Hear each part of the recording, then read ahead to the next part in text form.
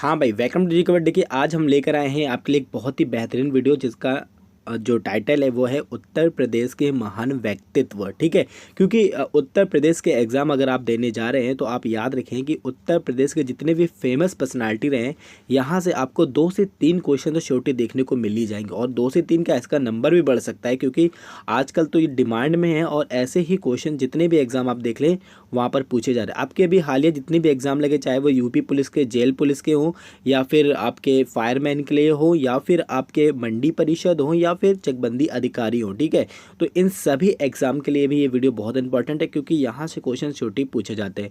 तो बहुत ही बारीक से अच्छे से वीडियो को समझिए और सभी क्वेश्चन को अच्छे से समझ कर चलिए, क्योंकि हमने पूरी कोशिश की है कि आपको बहुत ही बेस्ट मटेरियल हम प्रोवाइड करें। ठीक है, तो बात करते हैं पहले ही टॉपिक की, जिनका नाम है बाण भट्ट। ठीक है, तो इनको कौन नहीं जानता, इनका नाम बहुत फेमस है। देखिए, ये हर्षवर्धन के दरबारी कवि थे। ठीक है, तो ये चीज़ आपको याद रखना है, क्योंकि क्वेश्चन आपसे ऐसे पूछा जा सकता है कि इनमें से हर्षवर्धन का दरबारी कवि कौन है। तो याद रखिएगा, बाण भट्ट जो थे ये हर्षवर्धन के दरबारी कवि थे।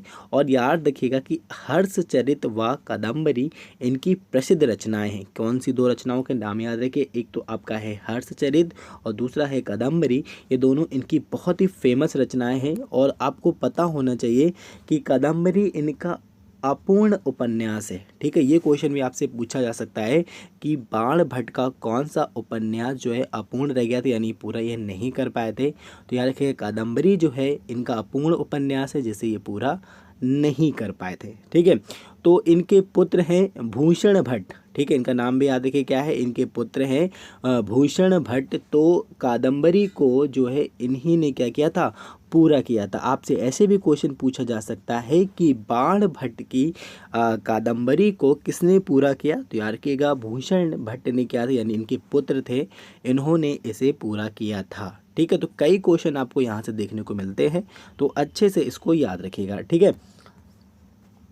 फिर बात करते हैं गौतम बुद्ध जी की, और इनसे भी क्वेश्चन मोस्टली जो है रिपीटेड होते हैं यूपी एग्जाम्स में। ठीक है, तो देखिए, गौतम बुद्ध के बचपन का नाम मोस्टली बार बार पूछा जाता है कि इनके बचपन का नाम क्या था। तो याद रखिएगा, गौतम बुद्ध के बचपन का नाम था क्या, सिद्धार्थ। ठीक है, इनके पिताजी का नाम था शुद्धोधन और माताजी का नाम था महामाया। ठीक है, क्वेश्चन ऐसे पूछा जा सकता है कि गौतम बुद्ध जी के पिता का नाम क्या था। तो यार कि गौतम बुद्ध के पिता का नाम था शुद्धोधन और माता का नाम क्या था, महामाया। ठीक है, और इनकी पत्नी का भी नाम पूछा जाता है कई बार। तो यार कि इनकी पत्नी का नाम था यशोधरा और पुत्र का नाम था राहुल। ठीक है, काफ़ी लेटेस्ट सा नाम लगता है। और याद रखिएगा, ये क्वेश्चन तो कई जगह पूछा जा चुका है कि गौतम बुद्ध के पुत्र का क्या नाम था। तो याद रखिएगा, राहुल इनके पुत्र का नाम था। इनका जन्म हुआ था लुम्बिनी में। ठीक है, नाम याद रखिएगा, क्योंकि बहुत बार पूछा जाता है कि गौतम बुद्ध जी का जन्म कहाँ पर हुआ। तो याद रखिएगा, लुम्बिनी में हुआ था गौतम बुद्ध का जन्म। और इनकी जो मृत्यु हुई थी वो हुई थी कुशीनगर में। ठीक है, तो ये सब फैक्टेबल क्वेश्चंस आंसर है, और आपको ये सब याद कर चलना है, क्योंकि ऐसे ही क्वेश्चन पूछे जाते हैं। ठीक है, फिर बात करते हैं निज़ामुद्दीन औलिया जी की। ठीक है, तो इनका जन्म पूछा जाता है मोस्टली कि निज़ामुद्दीन औलिया का जन्म कहाँ हुआ था। तो याद रखिएगा, बदायूं। ठीक है, उत्तर प्रदेश का एक जिला है बदायूं, जहाँ पर इनका जन्म हुआ। और अगर पूछ ले कि निज़ामुद्दीन औलिया की दरगाह कहाँ स्थित है, ये क्वेश्चन आपका पूछा भी जा चुका है यूपी पुलिस एग्जाम्स में। तो याद रखिएगा कि निज़ामुद्दीन औलिया की जो दरगाह स्थित है वो है आपकी दिल्ली के अंदर। ठीक है, फिर बात करते हैं इनके शिष्य कौन थे। तो यार कि बहुत ही मस्त क्वेश्चन है, और ये हमेशा पूछा जाता है कि निज़ामुद्दीन औलिया के शिष्य कौन थे। तो यार कि अमीर खुसरो थे निज़ामुद्दीन औलिया के शिष्य। और ऐसे भी पूछा जा सकता है कि अमीर खुसरो के जो गुरु थे वो कौन थे। तो यार कि निज़ामुद्दीन औलिया इनके गुरु थे। ठीक है, महबूब ए इलाही, मोस्ट आईएमपी क्वेश्चन क्या बोल रहे हैं, महबूब ए इलाही जो उपाधि थी किसकी थी। तो याद रखिएगा, निज़ामुद्दीन औलिया की उपाधि थी महबूब ए इलाही। ठीक है, फिर बात करते हैं बाबा फरीद। तो याद आपसे क्वेश्चन कैसे पूछा जा सकता है कि निज़ामुद्दीन औलिया के गुरु कौन थे, या फिर ऐसे पूछ लेंगे क्वेश्चन कि बाबा फरीद किसके गुरु थे। तो याद रखिएगा, बाबा फरीद जो गुरु थे वो थे निज़ामुद्दीन औलिया के। ठीक है, चलिए फिर बात करते हैं अमीर खुसरो जी की। तो इनका जन्म पूछा जाता है कहाँ पर इनका जन्म हुआ। तो यार कि कासगंज, जो कि उत्तर प्रदेश में इनका जन्म हुआ था। ये अलाउद्दीन खिलजी के दरबारी कवि थे। ये क्वेश्चन भी बहुत बार पूछा जाता है कि अलाउद्दीन खिलजी के दरबारी कवि कौन थे। तो यार कि अमीर खुसरो जो थे अलाउद्दीन खिलजी के दरबारी कवि थे और इन्हें खड़ी बोली का प्रवर्तक भी माना जाता है क्योंकि इन्होंने खड़ी बोली के विकास में बहुत योगदान दिया है। ठीक है, तो ये क्वेश्चन ये बहुत पूछा जाता है कि खड़ी बोली के प्रवर्तक कौन है, तो रखिएगा अमीर खुसरो हैं खड़ी बोली के प्रवर्तक। फिर बात करें क्या तोता ए हिंद, इसको तोते हिंदी बोलते हैं, तूती हिंद भी बोलते हैं। तो यार रखिएगा इनको उपाधि दी जा चुकी है। ठीक है, इनको उपाधि मिली है किनको, अमीर खुसरो जी को। ठीक है, चलिए फिर बात करते हैं अब्दुल फजल जी की। तो इनका जन्म कहाँ पर हुआ था, आगरा, जो कि उत्तर प्रदेश में। ठीक है, आगरा में इनका जन्म हुआ था। इनकी दो बहुत ही प्रसिद्ध रचनाएं और जो मोस्टली आपको एग्जाम में देखने को मिल ही जाती है, एक तो आपका है अकबरनामा और दूसरा है आईन अकबरी। ये दोनों ही रचनाएं इनकी मोस्टली फेमस है और अक्सर ये क्वेश्चन पूछे ही जाते हैं। तो ये आपको याद रखना, मोस्टली इनका जन्म स्थान याद रखिए क्योंकि ये भी आजकल पूछा जा रहा है। तो ये रखिएगा अब्दुल फजल जी का जन्म हुआ था आगरा के अंदर। ठीक है, चलिए नेक्स्ट की बात करते हैं नाना साहब जी की। तो इनका जो जन्म कहाँ यानी कहाँ के रहने वाले थे, इनका जन्म था कानपुर का बिठूर। ठीक है, जो कि उत्तर प्रदेश के अंदर है। फिर बात करते हैं गोविंद व धोदो पंत।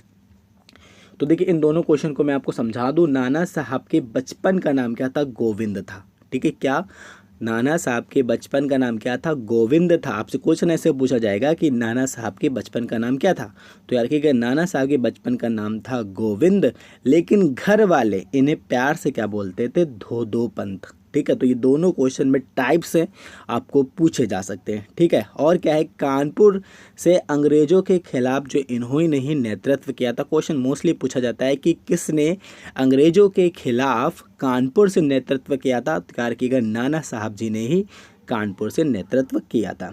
ठीक है, फिर बात करते हैं राम प्रसाद बिस्मिल जी की। तो याद रखिएगा ये शाहजहाँपुर में इनका जो है जन्म हुआ था और गोरखपुर के जेल में इन्हें फांसी दी गई थी। मोस्टली क्वेश्चन पूछा जाता है कि राम प्रसाद बिस्मिल जी को कहाँ पर फांसी दी गई थी, तो याद रखिएगा गोरखपुर के जेल में इन्हें फांसी दी गई थी और इनका जन्म कहाँ पर हुआ था, शाहजहाँपुर में हुआ था। ठीक है, चलिए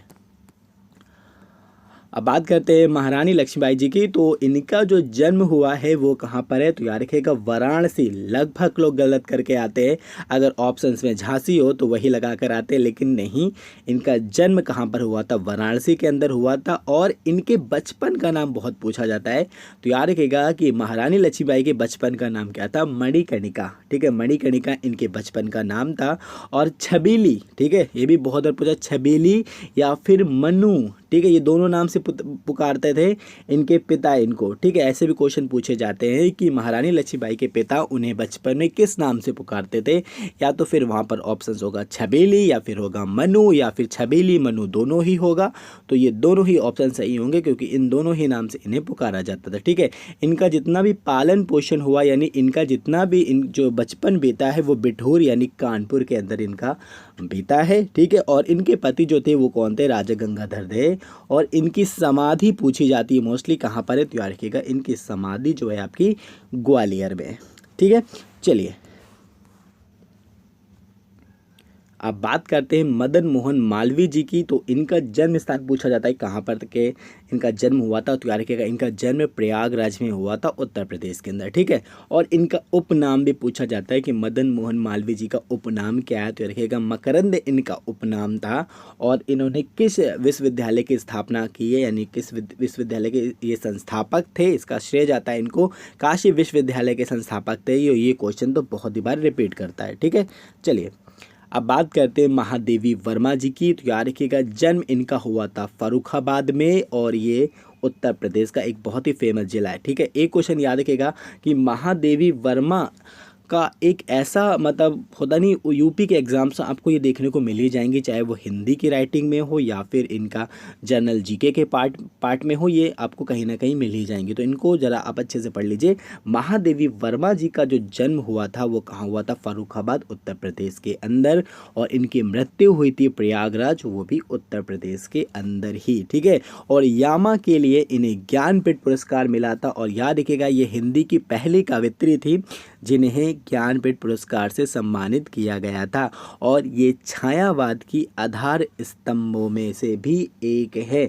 और या एक बात और बताऊं मैं, इनका नाम महादेवी वर्मा क्यों रखा गया, तो याद रखिएगा इनकी 7 पीढ़ियों ठीक है। 7 पीढ़ियों के बाद किसी लड़की का जन्म हुआ था, तो इनके पिता इनको मतलब देवी की तरह मानते थे, इसलिए इनका नाम महादेवी इन्होंने रखा था। ठीक है, तो काफ़ी अच्छे ऐसे क्वेश्चन बनते हैं। ठीक है, चलिए बात करते हैं रैदास जी की। तो याद रखिएगा इनका जन्म क्या है, उत्तर प्रदेश के वाराणसी में हुआ है। ठीक है, ये क्वेश्चन भी कई बार पूछा जाता है।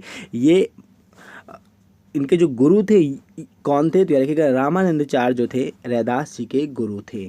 ठीक है, चलिए अब बात करते हैं बीरबल की। तो याद रखिएगा इनका मूल नाम पूछ लिया जाता है कि बीरबल का जो है मूल नाम क्या है, या फिर बोल देंगे महेश दास किसका मूल नाम है। तो याद रखिएगा बीरबल का जो मूल नाम है वो है महेश दास, और ये अकबर के 9 रत्नों में से एक थे। ठीक है, याद रखिएगा ये अकबर के 9 रत्नों में से एक थे, और दीन इलाही को स्वीकार करने वाले प्रथम व्यक्ति भी थे। ये क्वेश्चन ही पूछा जाता है कि दीन इलाही को स्वीकार करने वाले प्रथम व्यक्ति कौन थे, तो याद रखिएगा बीरबल थे।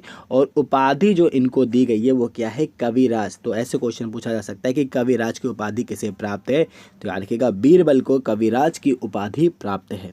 ठीक है, चलिए अब बात करते हैं तुलसीदास जी की। तो याद रखिएगा जन्म इनका हुआ है राजापुर ग्राम में, जो कि चित्रकूट के अंदर पड़ता है। और इनके बचपन का नाम पूछा जाता है, तो याद रखिएगा राम बोला इनके बचपन का नाम था। इनके गुरु कौन थे, नरहरि दास जी थे। ठीक है, बहुत बार ये क्वेश्चन पूछा जाता है कि तुलसीदास के गुरु जी कौन थे, तो याद रखिएगा नरहरि दास थे। इनकी जो रचनाएं हैं पार्वती मंगल, जानकी मंगल, ये दोनों ही रचनाएं बहुत बार पूछी जाती है। रखिएगा पार्वती मंगल, जानकी मंगल, श्री रामचरित मानस, तो ये ऐसी इनकी फेमस रचनाएं जो मोस्टली आपको एग्जाम में दिखी ही जाएंगी। ठीक है, चलिए फिर बात करते हैं सूरदास जी की। तो यार के जन्म इनका हुआ था सीही यानी मथुरा के अंदर, और इनके भी गुरु थे गुरु वल्लभाचार्य। ठीक है, और ये एक कीर्तनकार कवि थे। ठीक है, ऐसे क्वेश्चन पूछा जाता है उस कवि का नाम बताएं जो कीर्तनकार भी हैं। ठीक है, तो कीर्तनकार ये कवि थे, और साहित्य लहरी और सुर सरावली इनकी 2 बहुत ही फेमस रचनाएं हैं। ठीक है, तो देखिए उत्तर प्रदेश के कुछ बहुत ही महत्वपूर्ण जितने व्यक्ति हैं वो आपको इस वीडियो में मिले। इसका मैं सेकंड पार्ट भी लेकर जरूर आऊँगा, क्योंकि अभी बहुत सारे जो व्यक्तित्व हैं वो बचे हैं, उनके लिए भी मैं अभी थोड़ा डाटा स्टोर कर रहा हूँ। उसके लिए भी आपको सेकंड वीडियो इसकी मिलेगी। और ये समझ लीजिए कि आपको यहाँ से प्रश्न श्योरिटी देखने को मिलेंगे, क्योंकि यूपी स्पेशल हो या फिर आपका जीके स्पेशल हो, यहाँ से जो मोस्टली क्वेश्चन बनते ही बनते हैं। ठीक है, तो चलिए आज के लिए बाय बाय टाटा, फिर मिलते हैं नेक्स्ट वीडियो के साथ। Thank you.